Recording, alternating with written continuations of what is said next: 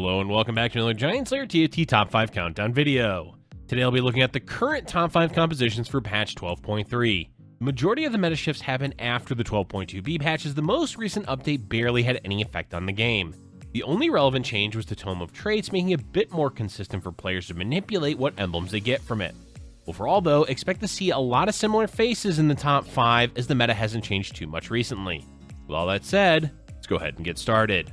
But before we begin, please don't forget to click the links in our description. Give your support to everyone who helped make this video happen. We host many TFT tournaments with plenty of exciting content to come. Be sure to also follow our GiantSlayer TFT social media pages. Alright, let's get back to the video. Starting off our top 5, we're cheating just a bit because the number 5 composition is to just play flexibly. When considering the meta, there are definitive compositions that do well consistently, but when we get to the 5th composition in the meta, it gets much harder to lock down one comp. Jhin, for example, can do well, but a lot of what Jhin is built on is the basics of flex play in the meta. And there's reroll compositions, but all of them are outliers more so than staples. That brings us to defaulting to playing flex. Playing flex just means building a composition around what you hit and not forcing anything, but there are ways you can consistently play that style. A lot of flex play revolves around certain champions. Some of the best flex champions are Janna, Orianna, Yuumi, Fiora, Seraphine, Braum, and occasionally Taric. While this isn't the full list of potential flex champions, these units are all splashable in many different comps. So what is a flex composition likely to look like? Basically, you want frontline, CC, utility, and a carry. How you go about building that composition depends entirely on what shows up in your shop. Braum and Sion fill the frontline CC role perfectly, though Braum is certainly easier to use since he only takes up one spot on the board. Yuumi is the best all-around 5 cost in the game, so you can splash her in any comp for instant results. Orianna and Janna are often paired together for their defensive utility with heals and shields, while Orianna also adds a lot of CC. This is where Jhin comes into play often, as he naturally fits well with champions like Orianna, Janna, and Braum.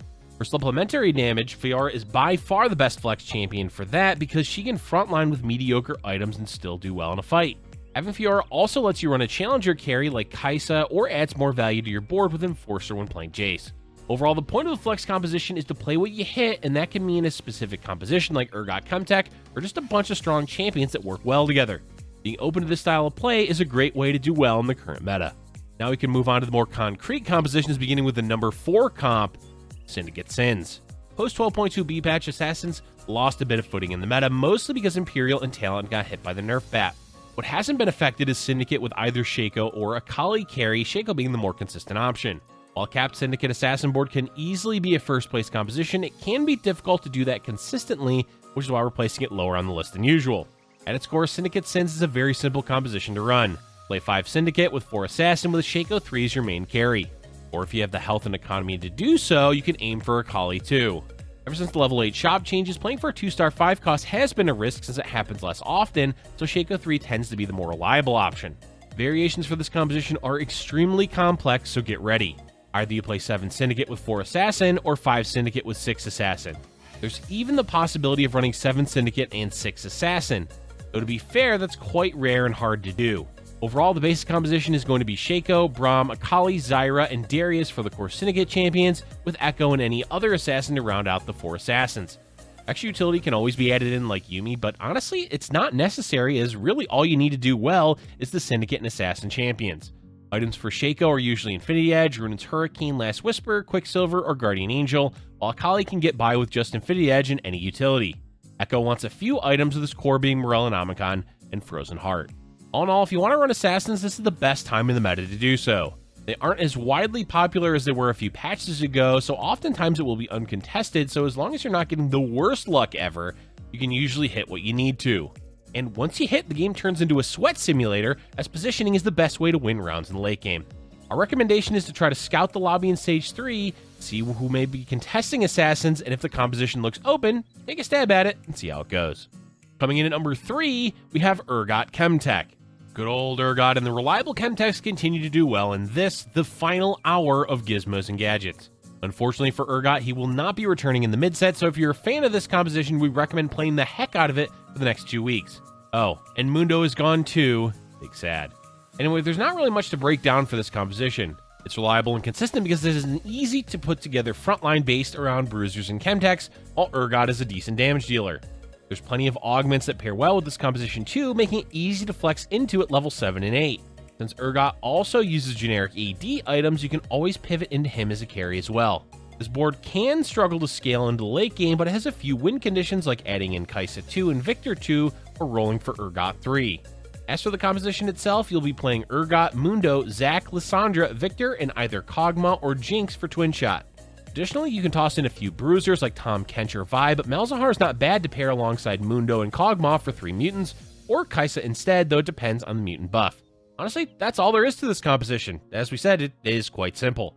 We recommend not forcing it right out of the gate because there's a lot of different ways you can play the mid game with AD items such as Shaco and Yone.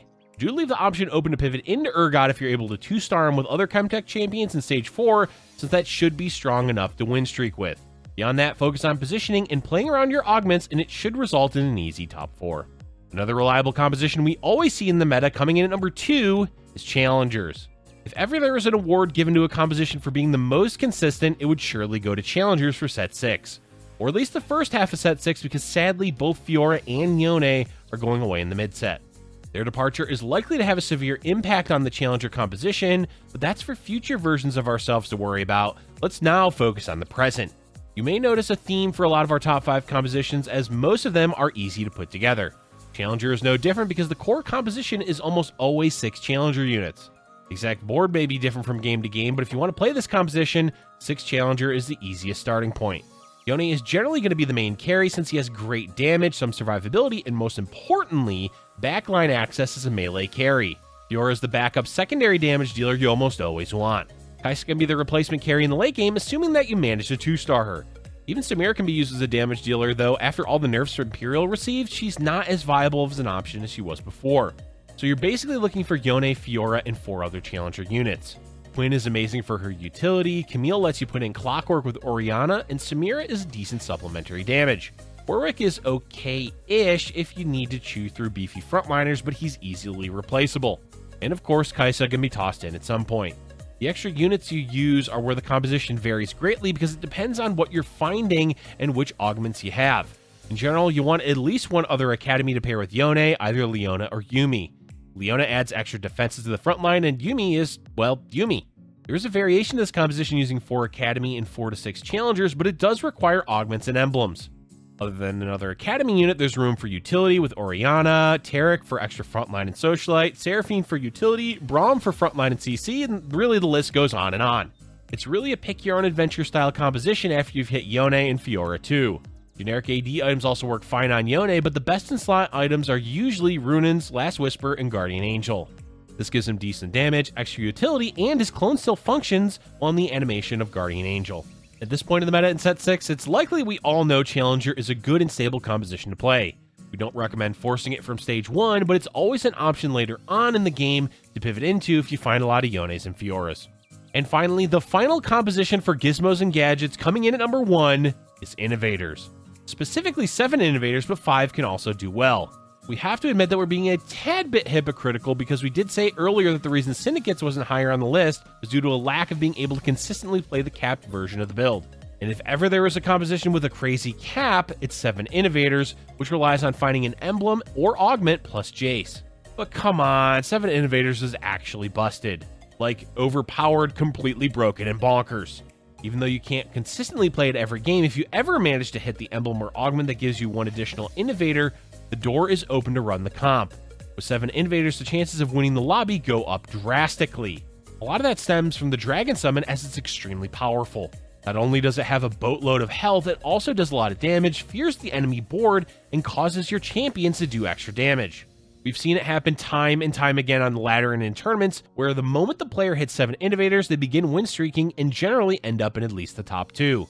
Besides the Dragon, Innovator has a lot of utility with Seraphine, and generally Orianna or Janna can be tossed in as well. Early game, it's a strong board based around Ezreal and AD items, or Heimerdinger holding on to AP items. Mid game with 5 Innovators is an easy way to keep winning, and then, of course, the late game is all about the 7 Innovator power spike. We do caution trying to force this composition because the capped version does require luck with your augments. It can be an easy pitfall to find yourself continuing to hold on to your Innovators, desperately hoping for an emblem or Jace. Meanwhile, other players are getting stronger, and then suddenly you're down to 15 health with no hope of coming back. If you're open to playing Flex and have a good board for it, great. Innovators are amazing. Otherwise, it's a good idea to play a different comp. Alright folks, that's it for our top 5 compositions for patch 12.3. But before we go, we have one more composition to talk about in our honorable mentions. We must acknowledge one composition that is still holding on in the meta, Arcanist. AP boards are still struggling to do well, and even though Arcanists don't do well consistently, it is still a viable option if you hit the units and have the right items for Lux. By no means do we recommend playing this composition often, but if you end up with a blue buff, can get both Infinity Edge and Jeweled Gauntlet, the option of running Lux with Arcanist is certainly there. It's still capable of getting a top 4, maybe even higher depending on the lobby and how well you scout in position. Hopefully this mid set shakes up the meta by adding more AP options, but for now the best option is Arcanist, but it's definitely nowhere as good as the other top 5 compositions. That's it for today's video, folks. This is our final top 5 composition before the mid set comes out, and based on the meta so far, it's likely a lot of these compositions will remain in the meta until the end. That said, a lot of them are going to be changed drastically or even disappear entirely in the mid set. Let us know in the comment section below what your favorite composition has been for set 6 so far. Thank you for watching, and if you're enjoying our content, be sure to like button and subscribe. Future Giant Slayer TFT videos.